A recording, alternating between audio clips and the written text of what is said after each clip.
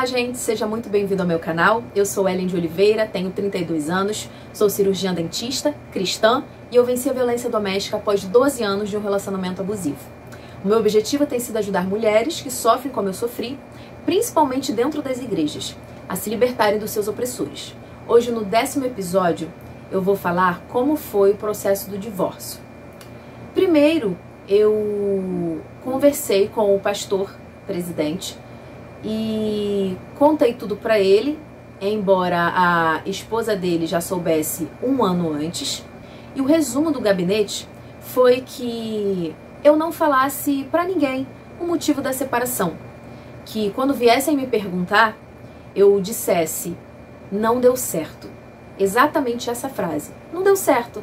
E eu ainda questionei, mas como assim? Vou falar que não deu certo? Vai parecer que eu me separei por motivos fúteis, por incompatibilidade de gênio? E ele, só não deu certo, simplesmente não deu certo. Não precisa falar nada. E eu fiquei muito perdida com essa orientação. Mas segui. Eu fiquei congregando na igreja matriz, porque eu era da congregação e não tinha como eu continuar lá, porque ele continuava lá, a família toda, e ele exercendo os cargos normalmente. Continuou como ministro de louvor, continuou como presbítero, tudo normal, pastoreado pelo pai.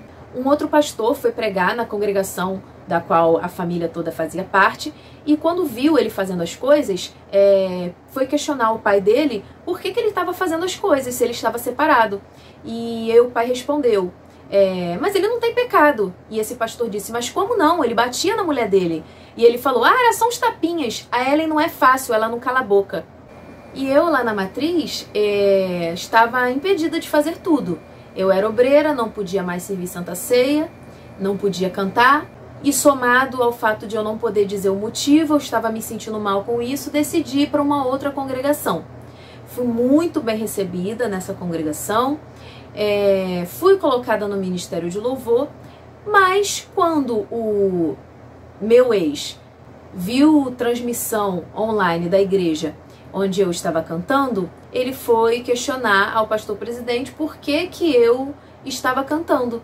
E foi dada a ordem para o pastor dirigente dessa congregação de que eu não podia fazer nada na igreja. Quando eu fiz a denúncia, o pastor presidente tomou conhecimento e ele falou que eu não deveria ter feito a denúncia, porque poderia bater emissora de TV lá na igreja, promovendo ele a pastor e dizendo que pastor da igreja tal agredia mulher.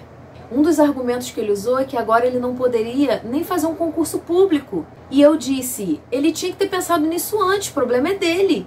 Nesse interim também, diante de muita pressão, o pai dele foi retirado como dirigente da igreja. As semanas se passaram, alguns meses se passaram e eu precisei passar por um processo de cura. Somente eu e Deus. Deus me curou.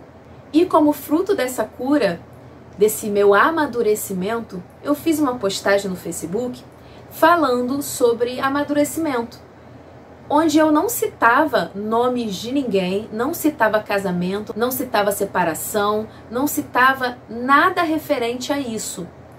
E eu fui chamada, mais uma vez, pelo pastor, dizendo que aquela minha postagem, que está disponível até hoje lá no meu Face, foi dia 11 de janeiro, foi falado que aquilo ali era pecado.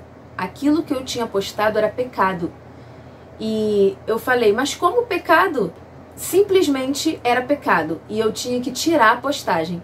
E eu falei que não ia tirar, porque havia sido o meu ex que tinha ido reclamar com ele da minha postagem e ele estava pedindo para eu tirar.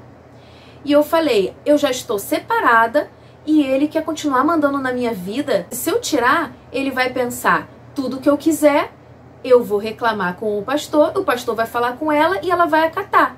Eu falei, eu não devo mais nenhuma satisfação a ele, eu não vou retirar. E aí, após muita conversa, onde eu desabafei, falei da minha decepção, da minha desilusão, eu tive uma ideia. Eu falei, eu tiro a postagem se o senhor conseguir convencer ele de assinar o divórcio que ele não quer assinar. E aí, na mesma hora, ele falou, então tá bem, eu vou tentar.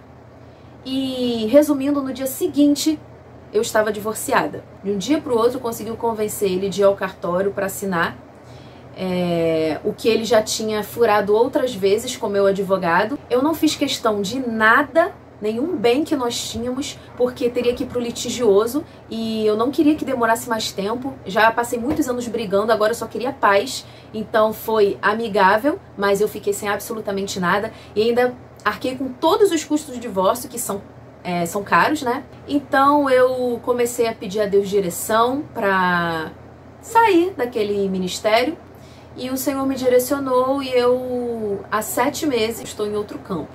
Se eu soubesse que seria tão bom me desvencilhar da prisão que eu vivia, eu teria feito isso muito antes. A sensação de liberdade, de voltar a ser quem eu era, feliz, amorosa, brincalhona, ser eu mesma, poder falar o que eu penso e o que eu sinto sem medo de ser criticada, de ser ofendida. O que eu posso falar pra você que passa por relacionamento abusivo é que eles não mudam. Não acredite nos choros, nos pedidos de perdão, nas promessas de mudança. Não que Deus não seja poderoso, mas é porque isso é decisão do homem. O homem tem livre-arbítrio e eles não querem mudar. Por fim, e o mais importante de tudo, denuncie. Mesmo que o seu pastor ou qualquer outra pessoa diga que você precisa orar, denuncie. Bom, gente, essa série de episódios vai ficando por aqui, mas eu vou lançar um episódio extra no próximo vídeo que você não pode perder. Fique com Deus e até a próxima.